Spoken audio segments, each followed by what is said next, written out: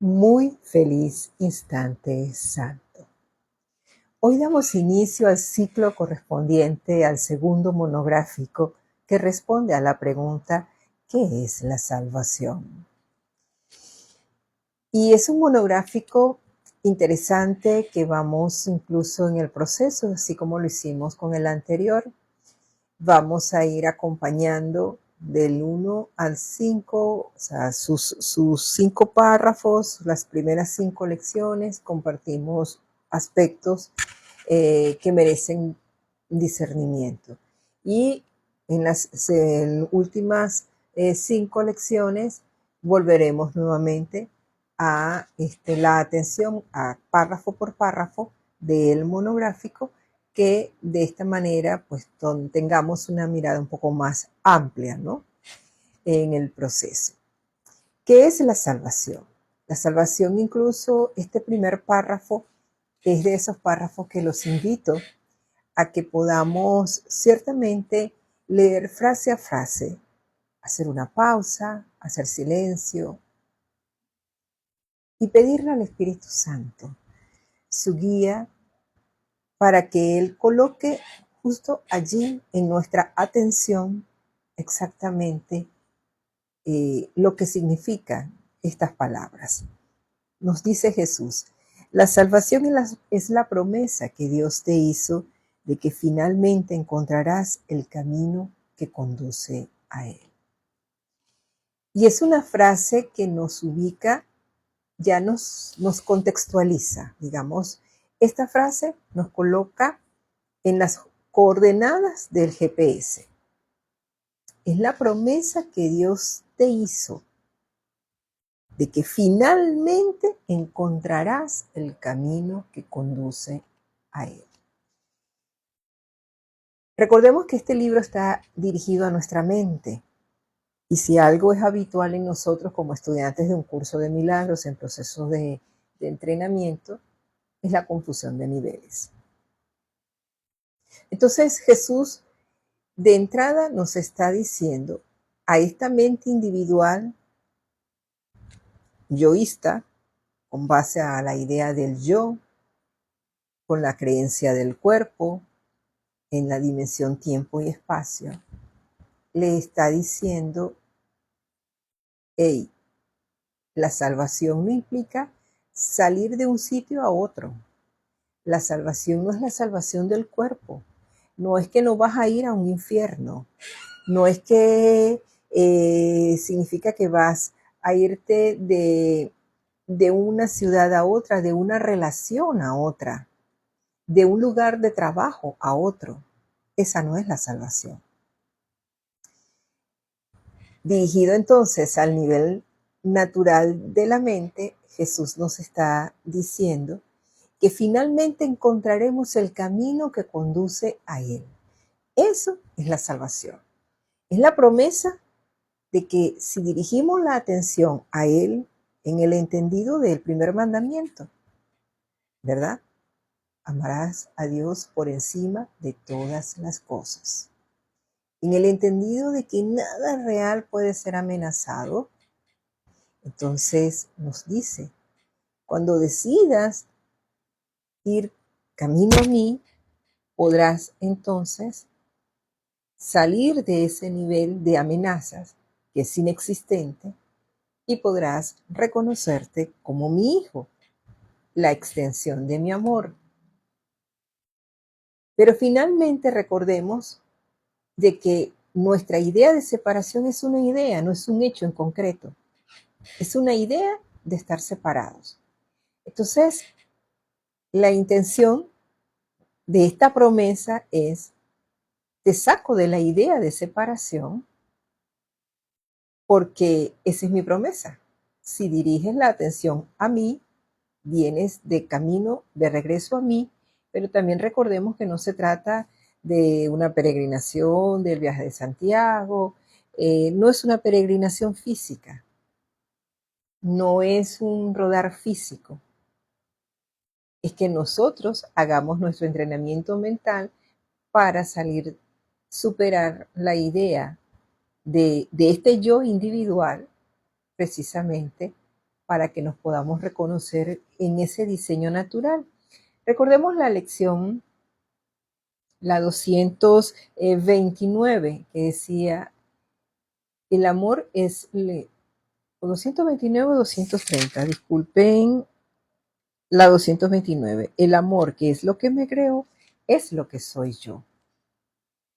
Y yo les decía que para mí es una de mis lecciones amuleto, porque cuando pasó más de 1 minuto, de 3 minutos, y soy consciente de que estoy metida allí en una maraña, en una tramoya egoica, recuerdo que el amor es mi fuente, es mi punto de origen. Y la verdad es amuleto en el sentido que me protege de todos esos pensamientos egoicos de ataque, de sentirme atacada, de creer que mi hermano o mi hermana me pueden estar haciendo algo premeditado. Me saca del caos, particularmente. Entonces, cuando Jesús nos dice que la salvación es la promesa que Dios te hizo de que finalmente encontrarás el camino que conduce a Él, es que a Él siempre vamos a volver. Lo seamos consciente o no, en algún momento será mientras todavía estemos en este cuerpito y será entonces en otro sueño, pero en algún punto volveremos a nuestra fuente. Y Él no puede dejar de cumplirla. Garantiza que al tiempo le llegará su fin, al igual que a todos los pensamientos que se originaron en Él. Claro, evidentemente. Cuando hablamos de la salvación, también tenemos que hablar de la expiación, de lo que implica entregar a la expiación nuestra idea equivocada de haber renunciado a la eternidad para experienciarnos en la finitud. Ese es el primer perdón más importante, porque renunciamos a la eternidad para recrearnos en una idea de separación espacio-temporal, pero que el retorno al cielo no es un ir caminando hacia, es simplemente la activación de esa memoria ancestral del espíritu, que es nuestra fuente, que nos recuerda que está eternamente en estado de gracia, que nos dice incluso que el amor perfecto expulsa el miedo, es decir, no hay cabida para el miedo, y si no hay miedo no hay tiempo, si no hay tiempo no hay miedo. Eso es importante tenerlo en cuenta. Dice, la palabra de Dios se le concede a toda mente que cree tener pensamientos separados a fin de reemplazar esos pensamientos de conflicto con el pensamiento de la paz. La palabra de Dios se le concede a toda mente. Más claro no canta un gallo, de verdad, de verdad. Tan claro como el agua de manantial. Está dirigido a la mente. Nuestra salvación está garantizada porque todos los recursos para nuestro entrenamiento mental están dados. Un curso de milagros no es el único camino, como nos lo dice Jesús, pero es el que tenemos en este momento a nuestra mano y el que, de acuerdo pues a lo que ha sido mi trajinar en este sendero, y he estado en otras escuelas y he venido, me parece que es el diseño de programa más exacto, más preciso, más perfecto. Muy feliz instante santo.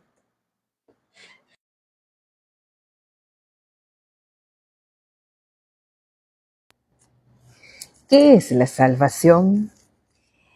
Retomamos nuevamente este monográfico y vamos a dedicarle especial atención a este primer párrafo. Ya lo hemos hecho hace 5 días atrás, pero en esta oportunidad intentaremos ir un poquito, profundizar un poquito y un poco más adentro de lo que yace en este de los párrafos más ricos que pueda contener un curso de milagros. Nos dice Jesús, la salvación es la promesa que Dios te hizo de que finalmente encontrarás el camino que conduce a Él. La promesa. Y aquí es importante tener en cuenta que no es que Dios necesite hacernos una promesa. Cuando nos vamos a lo que significa la palabra promesa, lo que realmente significa es el cumplimiento de una palabra dada. De manera tal que la promesa es la materialización de la palabra de que para el Padre somos sus hijos. Y que el que nosotros no nos podamos autopercibir como hijos de Dios y estemos muy convencidos de esta experiencia física material, es porque estamos en un proceso de proyección y estamos transitando lo que se conoce como una confusión de niveles.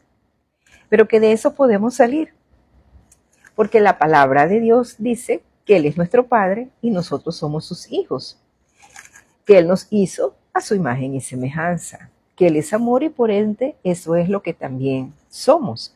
De hecho, es una de las lecciones más hermosas que encontramos incluso en la primera parte del libro de ejercicios. Entonces, la salvación implica el hecho de que la palabra de Dios es real, es verdad. Ahora bien, ¿cuándo se cumple esa promesa? Cuando mi mente está preparada. Cuando mi tomador de decisiones, como lo dice Kenneth Wapnick, ¿verdad? Cuando mi tomador de decisiones elige escuchar la voz del Espíritu. Allí es donde puedo ver la realización de esa promesa, de esa palabra de Dios. Y evidentemente que cuando yo recuerdo que mi Padre es amor, que soy tal como Él me creó, que no soy este cuerpo, que soy libre, es decir, atemporal, sin tiempo, eterno como lo es mi Padre, cuando yo recuerdo eso, aun cuando todavía tengamos esta experiencia física, en mi mente acontece exactamente una corrección. Y es allí donde vamos, que es un viaje, es un proceso también, y vamos alineando nuestra mente a la fuente, nuestra mente al Padre, porque sí es posible estar en este mundo sin ser de este mundo. Cuando Jesús en la frase 2 nos dice, Él no puede dejar de cumplirla. Claro, no es que Él tenga que cumplirla o no, es que Él la incumpla o no la incumpla. El que cumple la función de recordar su función aquí somos nosotros. ¿Cuál es nuestra función? A través del libro de ejercicios se nos va diciendo que el perdón es nuestra única función aquí. Porque el perdón es lo que nos permite precisamente correr los velos que nos impiden experienciar el amor, el cual es nuestra herencia natural. Que además el amor es omniabarcante, que no admite opuestos. Y aquí hay una clave que nos engarza con la frase 3 de este párrafo, cuando dice, garantiza que al tiempo le llegará su fin, al igual que a todos los pensamientos que se originaron en él. Cuando el hijo tuvo ese pensamiento de que le cuestiona, donde se cuestiona que por qué no es el padre de su padre, y cómo sería, pues, algo distinto a la eternidad, es cuando surge. Evidentemente esto es metafórico, pero es el pensamiento que nos lleva a la idea del tiempo. Entonces, dentro de esa idea del tiempo, que tiene sus matices desde una percepción de tiempo en espiral hasta una percepción de tiempo lineal, que es la experiencia que compartimos quienes estamos dentro de esta ilusión de tiempo y espacio, habitando este planeta de evolución como lo es el planeta Tierra. De acuerdo a otras fuentes de enseñanza Urantia, o de acuerdo a otras fuentes Gaia, de acuerdo a otras fuentes Pachamama. No importa el nombre que le demos, no importa el nombre que tenga. Finalmente, lo importante aquí es tener en cuenta que existen dos tipos de proyección. La proyección en la que se renuncia a la eternidad y surge el mundo físico. Digamos que ese es un mundo genérico. Pero está el mundo personal, el mundo individual. En nuestro mundo individual nosotros tenemos un tiempo psicológico. Por ejemplo, en estos momentos, en esta ilusión de tiempo y espacio, yo curso con 55 años de edad. Pero si todavía yo no hubiese sanado aquella herida, aquella escena de cuando tenía 6 años, entonces yo tendría 55 de acuerdo a mis documentos de identidad, pero psicológicamente todavía estuviese en el allá y entonces de los 6 años. Es decir, estaría ignorando 49 años de la vida. Y eso es lo que pasa con el perdón y con lo que nos lleva el perdón, es que nos permite ir a esa corrección de percepción porque nos permite colapsar el tiempo. Cada vez que nosotros perdonamos, lo que estamos perdonando es una interpretación, es un significado. Y que de alguna u otra manera es posible comprender que mientras estamos atados a esta ilusión lineal de tiempo y espacio, hay proyección, y si hay proyección hay ataque. ¿Lo puedes ver? Puedes ver que nuestras proyecciones, porque existen dos maneras, o proyectamos o extendemos. ¿Sí? Ok. Entonces, mientras yo esté proyectando, los eventos X, genéricos de estos mundos, de este y de los tantos planetas y sistemas y universos y galaxias que puedan existir. Pero mi interpretación es la que va a tener un matiz de culpa, de miedo o de pecado. Generalmente van entrelazaditos, pero sobremanera prevalece más la culpa, ¿verdad? La culpa nos ata al pasado. El miedo nos desubica respecto de nuestra idea del futuro. Y por supuesto, el pecado con la autopercepción de que en mí hay un problema, de que en mí hay un error, de que yo soy así, y asumo que toda esa percepción que yo tengo tengo razones para ser como soy y soy así.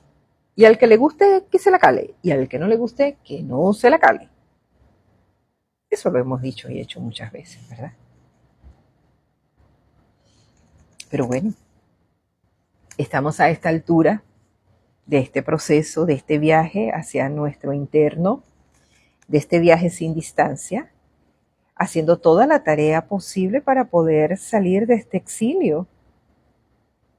Y la herramienta es esto, es recordar nuestra verdadera identidad.